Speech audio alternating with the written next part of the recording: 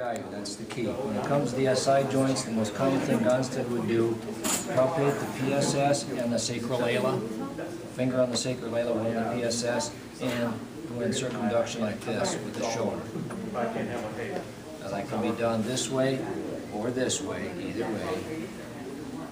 As we do this, I'm feeling for the softening of the sacrum underneath my index finger.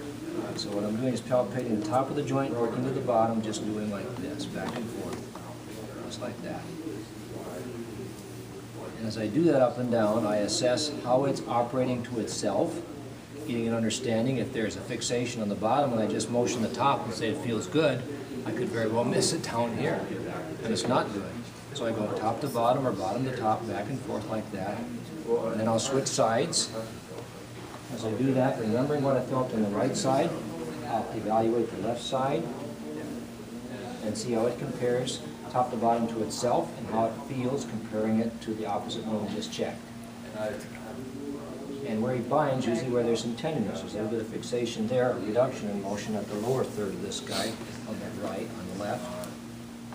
And it's somewhat similar here, so that's not necessarily significant. It would be significant if we had tenderness over the S3. Ooh, okay. How about this guy? That guy's a ooh? Okay, how about this guy?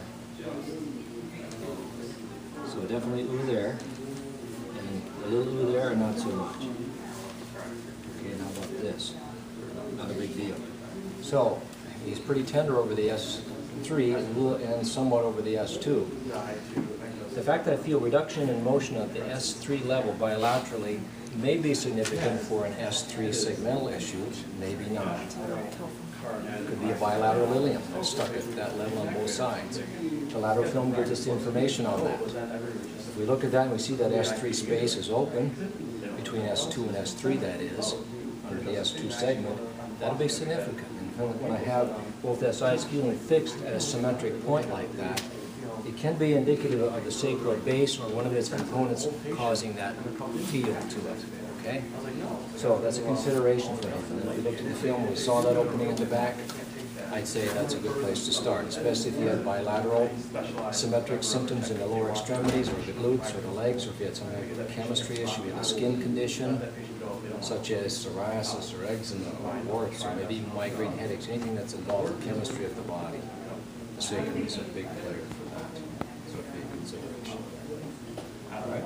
If I come up with a nothing on this in rotation, then I'll lay them on their stomach, put them on either the paddle or the pelvic bench, and raise the leg up and down. Using the Yeoman's test when they put the compression there and raise the leg up. So it's similar to that, but I'm just running my fingers up and down that SI joint in a very shallow range of motion as I do that. I can get a feel for what's happening. Usually just above the patella. Yeah. And make sure that they, here, why don't you lay down for me once. Make sure that they let you have the weight of the leg. So that's only if I come up with a 0 over there and they're saying my hip is hurting.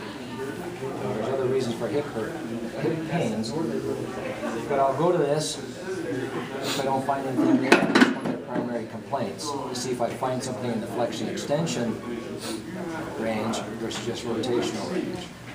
So you can go underneath the leg just above the patella, palpate the SI and raise it up and down like this, walk up and down that joint and look for the same thing, freedom of movement, top to bottom, and go to the other side, check the same thing. I don't think it's a good place to just. And if there's something in there, you'll pick it up on this check. Because as it comes up, they'll either say, ooh, that hurts on that side, or you'll feel the restriction somewhere along that joint, either top, middle, or bottom, or make the whole thing in this range. So that still gives you a reason to go in there and make another adjustment. That just feels like a hinge. It just doesn't move the same. Go right into the other side.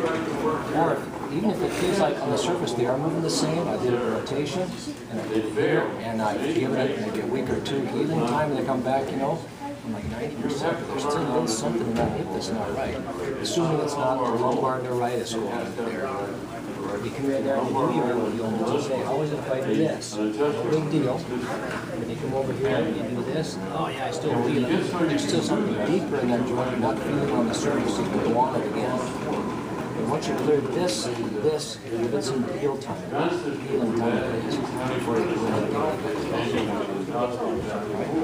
And there are other ways you can stand and do this business with your thumbs. You can put them on the knee chest and push this way on the SIs.